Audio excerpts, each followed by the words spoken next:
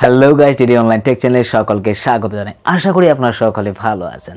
হয়তো থাম্বনেল দেখেই বুঝতে পেরে গেছেন আজকে টপিকটি কী নিয়ে আলোচনা করা হবে। তো গাইস, এরকম প্রতিনিয়ত ভিডিও আপডেট পেতে আপনারা এই চ্যানেলটিকে সাবস্ক্রাইব করে পাশে থাকুন। তো গাইস, বেশি ভাট না বকে শুরু করি আজকের টপিক। K3 স্কলারশিপ শুরু হলো। কন্যাশ্রী K3 রেজিস্ট্রেশন প্রতি মাসে ৬,০০০ টাকা পর্যন্ত দেবে সরকার। জেনে নিন। আমি কন্যাশ্রী কন্যা, ভবিষ্যতের অনন্যা। মাননীয় মুখ্যমন্ত্রীর কন্যাশ্রী প্রকল্পের বিষয়ে আমরা সকলেই অবগত। বর্তমানে এর জনপ্রিয়তা রাজ্য দরবার ছাড়িয়ে বিশ্বের দরবারে পাড়ি দিয়েছে। রাজ্য জুড়ে আর্থিক অনটনে পড়াশোনা চালিয়ে না যেতে পারা ছাত্রছাত্রীদের জন্য মুখ্যমন্ত্রীর তরফ থেকে বার্ষিক অর্থ সাহায্য ও পাশাপাশি এককালীন অর্থ প্রদানের সুবিধা তাদের পড়াশোনা আরও এগিয়ে নিয়ে যেতে সাহায্য করেছে। তবে বর্তমানে এই প্রকল্পের সুবিধা স্কুল কলেজের গণ্ডি পেরিয়ে বিশ্ববিদ্যালয়ে এসেছে। বিশ্ববিদ্যালয়ে পাঠরত ছাত্রীরাও এই প্রকল্পের সাহায্য নিতে পারেন। কিভাবে আবেদন করবেন, নিচে তার সবিস্তরে জানানো হলো। অবশ্য এর আগে জানিয়ে রাখি, কন্যাশ্রী প্রকল্পকে মোট দুটি ভাগে ভাগ করা হতো, K1 ও K2। তবে বর্তমানে তা বিস্তারিত করে K3 অবধি আনা হয়েছে। K1 প্রকল্পটি সদ্য কন্যাশ্রীতে নাম নথিভুক্ত ছাত্রীরা আবেদন করতে পারে। আবেদনকারী বয়সসীমা অবশ্যই ১৩ থেকে ১৮ এর মধ্যে হতে হবে। পাশাপাশি এই প্রকল্পে প্রত্যেক বছরে বাৎসরিক অনুদান ছাত্রীরা পাবে। K2 প্রকল্প ১৮ বছরে পা দেওয়া ছাত্রীরা এই আবেদন ফর্মটি ফিল আপ করবেন। ১৮ বছর বয়সে প্রত্যেক ছাত্রীরা এককালীন ২৫,০০০ টাকা সরকারি অনুদান পাবেন। অবশ্য এর জন্য ছাত্রীকে শিক্ষা প্রতিষ্ঠানে যুক্ত থাকতে হবে ও পড়াশোনা চালিয়ে যেতে হবে।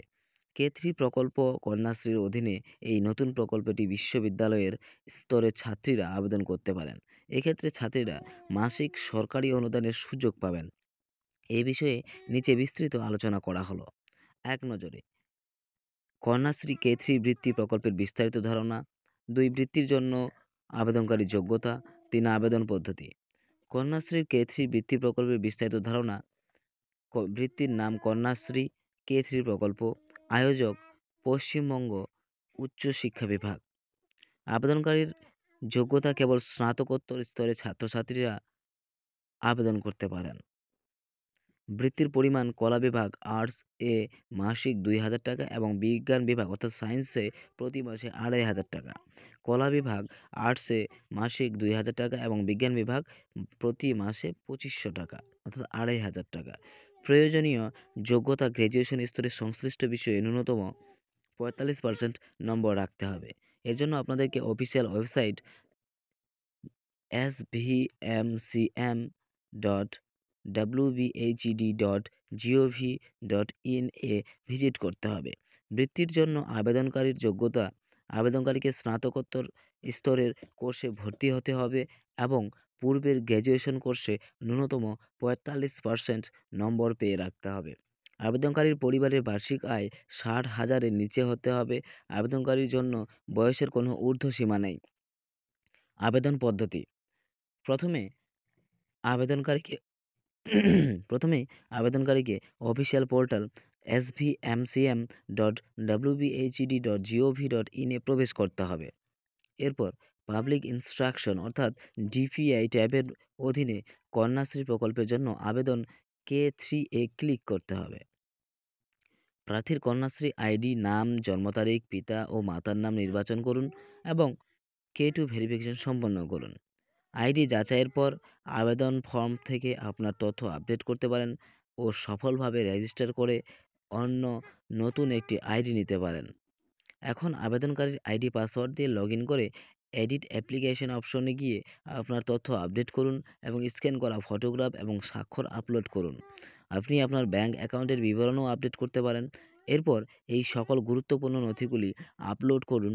মাধ্যমিক পরীক্ষার প্রবেশপত্র ও মার্কশিট, শেষ পরীক্ষায় পাস করা প্রবেশপত্র এবং মার্কশিট, স্থানীয় পরিচয়ের শংসাপত্র, Aadhaar card, ration card, voter card ইত্যাদি যদি থেকে থাকে। অবশেষে রিভিউ অপশনে ক্লিক করে সম্পূর্ণ আবেদনটি চোখ বুলিয়ে নিন ও ফাইনাল সাবমিট করুন। আবেদনের গুরুত্বপূর্ণ তারিখ: কন্যাশ্রী প্রকল্পে আবেদন শুরু হয়েছে 2023 অগাস্ট। কন্যাশ্রী প্রকল্পে পুনর্নবীকরণ শুরু হয়েছে 2023 অগাস্ট। আবেদনের শেষ তারিখ ডিসেম্বরের 2023। কন্যাশ্রী প্রকল্পের আরও একবার বলে রাখি, কন্যাশ্রী প্রকল্পের অফিসিয়াল ওয়েবসাইট www.wbkonnasri.gov.in।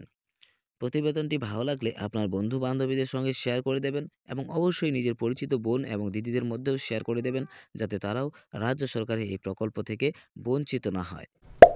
তো এই ছিল আজকের ভিডিও। যদি আপনাদের কোনো কোথাও বুঝতে অসুবিধা হয়ে থাকে তাহলে অবশ্যই আমাকে কমেন্ট বক্সে কমেন্ট করুন। আর হ্যাঁ, আপনার যদি কোনো বলার অঙ্গভঙ্গি কিংবা আমার কোনো ভুল হয়ে থাকে তাহলে অবশ্যই ভাই বলে, দাদা বলে আপনারা আমাকে ক্ষমা করে দিন। আর এইরকম বিভিন্ন রকম লেটেস্ট ভিডিও আপডেট পেতে আপনারা অবশ্যই চ্যানেলটিকে সাবস্ক্রাইব করে পাশে থাকুন। টাটা।